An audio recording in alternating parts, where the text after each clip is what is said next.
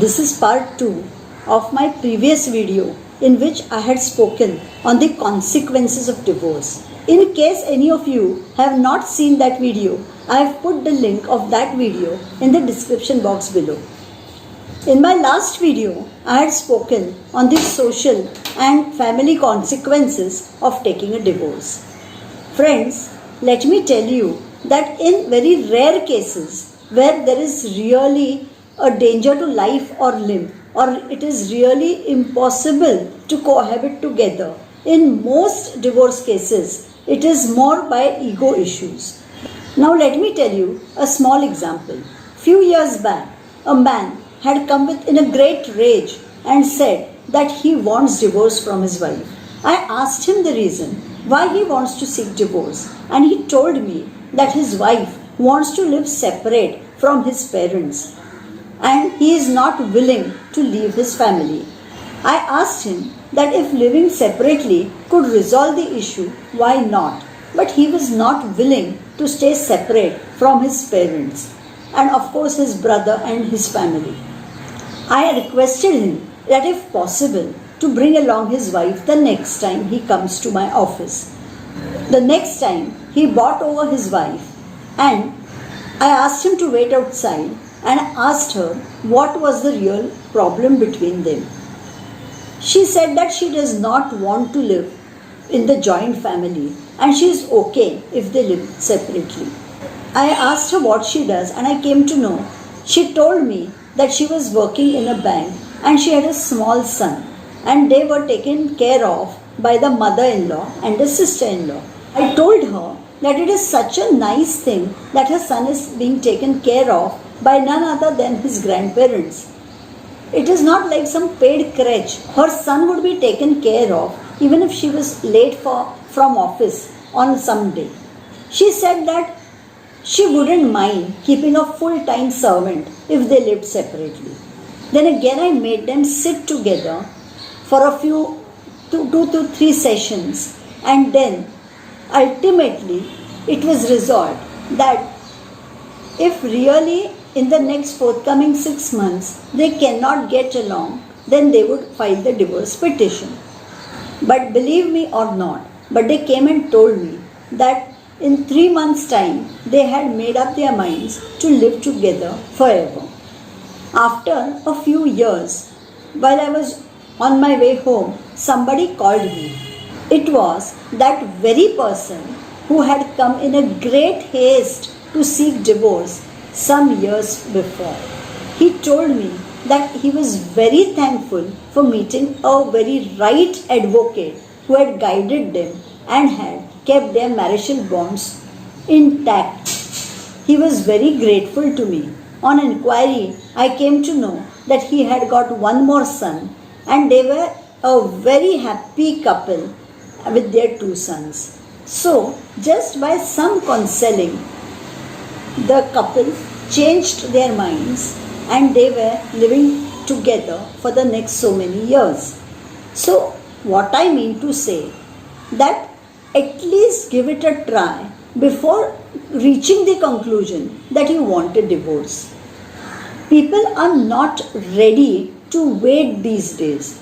Maybe there are pressures in outside, maybe there are other pressures, but that does not mean that don't give the marriage a try at all. And you know, many marriages break not because there is discord between the partners, but because for many other small reasons. Like for example, as I said, that the wife does not want to live with the parents of the husband. Or for example, the man is not happy that a wife cannot cook properly because she does not serve the meals on time. And such many issues. Sometimes there is a lot of unwanted interference from the girl's side. The girl's mother interferes a lot and that is also one of the causes of divorce. So what I mean to say is that if there is discord between the 2 spouses, one could understand. But if they are breaking their marriage for reasons apart from their own selves, then would it not be absurd If after some years they think that why did they seek divorce for such reasons, then I bet that they will but nothing but repent on this issue. So be very judicious as to why you want a divorce. Just don't rush in to some advocate because the legal remedy exists. Think whether you will be regretful after, say, 3-4 years down the line after seeking divorce. Think, will it cause you pain if he or she remarries, and when it comes on your ears, will it be painful for you? And if your answer is yes, even today, then think twice before seeking the remedy of divorce. The aftermath of divorce, my friends, is not at all easy. It is sufferance for both the spouses. Both the spouses go through the same feeling of guilt, of hurt, of depression, of sorrow, at least for the initial period. After passage of suitable time, even if they recover, still deep within the hurt is still there. Speaking for the man, there is a loss of company from the wife, from the child if any, and he is very remorseful. Speaking for the girl, the less said the better. At the cost of sounding biased, let me say that it is the woman who suffers most the aftermaths of divorce. It is not easy for the girl to move on and come again to normal. The first thing is that if she has no means of livelihood, she now has to begin some new job or some new career. Adjusting there is very difficult in the already disturbed mindset.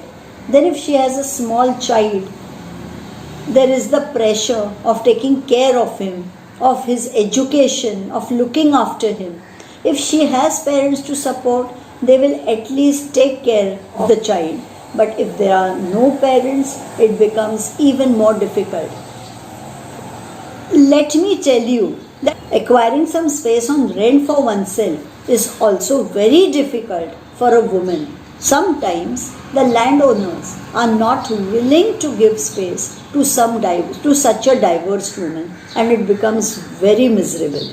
If she is already earning, at least at the financial end, to some extent, things are resolved. But let me tell you, it is difficult to maintain the previous standard as was at the time of marriage.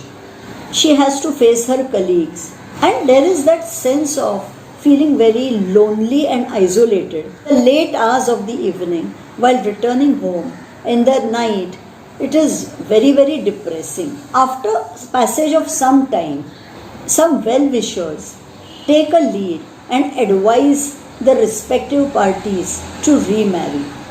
Now here again, if a man remarries, it is okay with the people. They say that how many days was he going to live alone after all? It is very difficult for a man who was going to take care of him, of his house. So it is okay. But here again, a woman has to face great difficulty if she decides to remarry. In most cases, she has to adjust with some divorcee person or with some person who has lost his wife, who has maybe 1 or 2 children, but she is left with no resort. She is expected to accept the children of the second husband as a mother, but in many cases, the would-be second husband is not ready to accept the issue she has from her first husband. And there it is very difficult for the woman to take any decision. Some people make up their mind that they will start afresh after divorce by remarrying. But friends, do they have a guarantee that their second marriage will be successful? I'll tell you a small example here. There was a lady who was badly tortured by her first husband. She was beaten, there was a lot of cruelty inflicted on her, and she was left with no choice but to get divorced from him. After some days, she remarried some other person, and friends, unfortunately for her, he was even more cruel than her previous husband. She felt that if the second time she seeks divorce, she may not have justification. She felt that if at least one divorce, it was okay with people, but if the second time she divorces that person, then she will be blamed for it. Nobody will care what she went through, but she will suffer a lot. Having left with no resort, she continued cohabiting with that person for forever. So, don't ever think that marrying again will be the only end all and only solution while seeking a divorce, because there is no guarantee that your second marriage will also succeed. You know, friends, generally these days we have to adjust in every situation. If we are in a job, we have some senior, or we have some group leader, or we have some HR or admin, and let me tell you, they are not very kind on us. We have to bear with them because we want to continue our position, our job in that office. It is the question of our livelihood. If you are into some business, then again you have to adjust to the customers, to your suppliers. You have to do whatever it needs to run your business successfully. Then you have to give some cuts to some persons, some commissions here and there to make it run successfully. In whatever situation you are outside, I am talking commercially, you make an adjustment.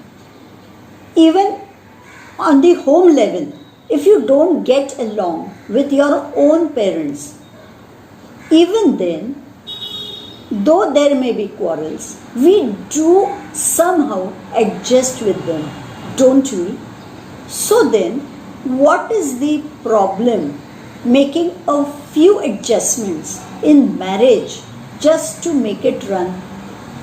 Just for the sake that tomorrow you do take divorce, you will not be having any feeling that you did not make it work, that having a sense of satisfaction that you took all the necessary measures that were expected to be taken for making the marriage work.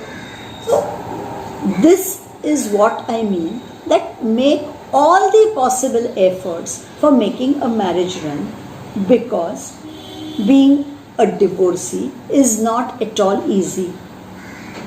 After obtaining divorce, if by chance you have to apply for some passport or for some any job where you have to fill in information of yours, these days you have to mention your marital status, and it is really not easy to write it as a divorcee.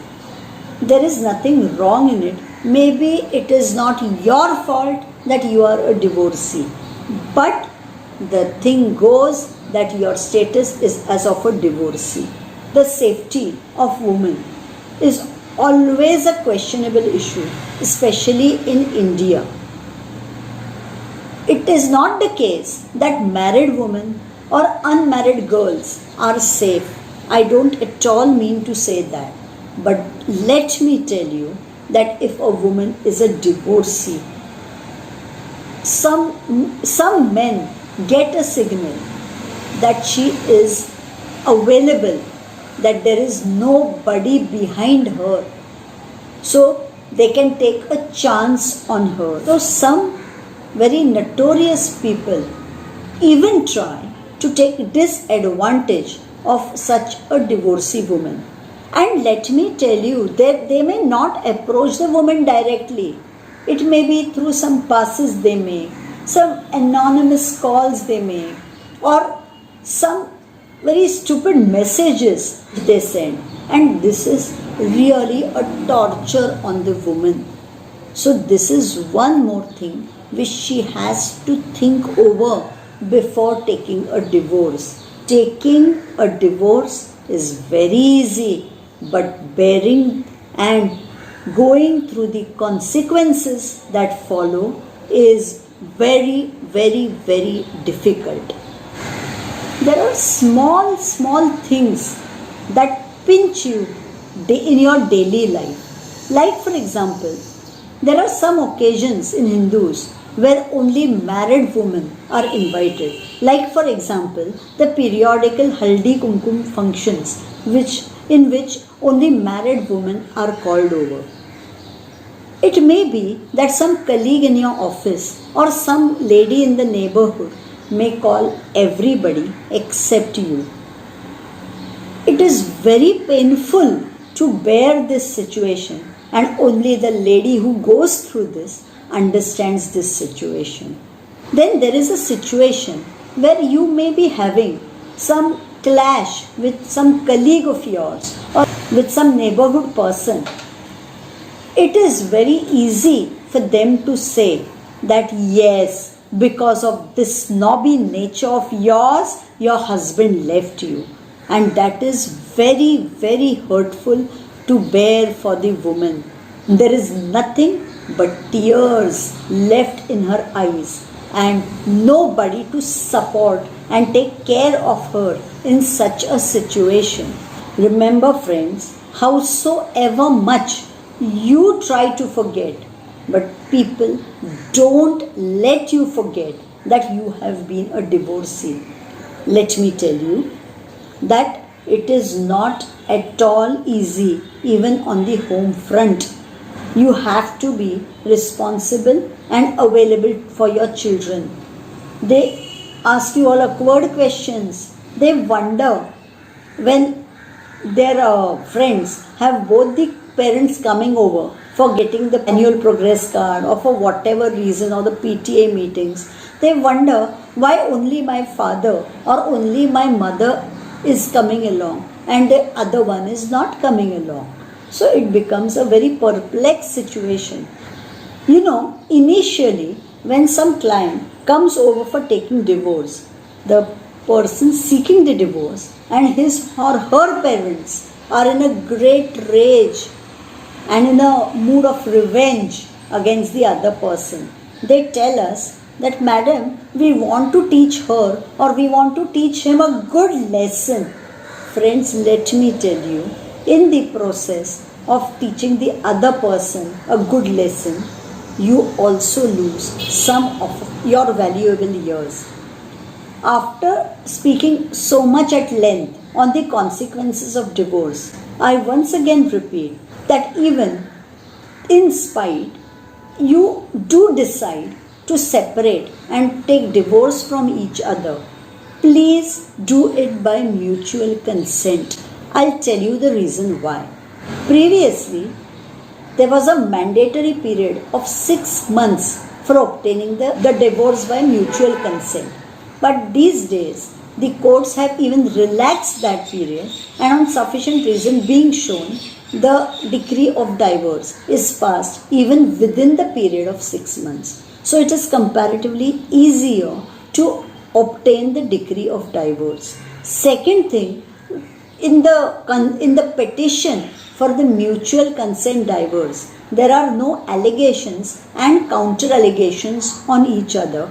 We simply say that the parties are of different views and it is difficult for them to get along together. So they have decided to mutually separate on whatever the terms they have decided between themselves. But friends, in a contested divorce, there are allegations made in the petition. Then there are counter allegations as in by way of reply given by the opposite party. Then there is an entire trial where you have to prove and counter prove whatever pleadings you have taken. And let me tell you, you may lose very valuable years of your life in the process. Friends, you came together to marry because there were some good points you saw in each other. Now that you have decided to separate, it is because there are some things in which you do not get along and you do not find it feasible to live together. But then, as a departing note, can't this be done in a more gracious manner by seeking divorce by mutual consent? Is it really necessary to make allegations on the other party and then take some allegations upon yourself? And friends, the judgment passed by the court becomes a record. The things which are proved against you become a record, and anybody who manages to get that judgment can see what has happened through the trial. Is it not worth maintain each other's dignity and part away in a very peaceful manner by obtaining a divorce by mutual consent? I feel that the years which are lost by obtaining divorce in a contested divorce, don't you also lose many precious years? You have to be present in the court on every date. You have to face the proceedings, and let me tell you that it is very painful because you are not accustomed to that atmosphere. So it is very painful for the person to even attend a court proceedings. Then somebody normally comes along with you, so he or she is also bound on every date. I would appeal to all those people who are in the process of obtaining divorce or who are making up their mind to take divorce, that please do it by a petition of mutual consent. Please do not go in for any contested divorce petitions, because after all, your marriage is going to be broken either way. So why not do it in a very dignified fashion by maintaining each other's dignity? That is the least minimum you could do for each other in exchange for the good times you have spent within the marriage bond. Friends, those who have not seen the first part of my video on this topic of consequences of divorce, I have shared the link in the description box below. In the meantime, please let me know your views on my video, and please don't forget to like, share and subscribe to my video. Till then, bye.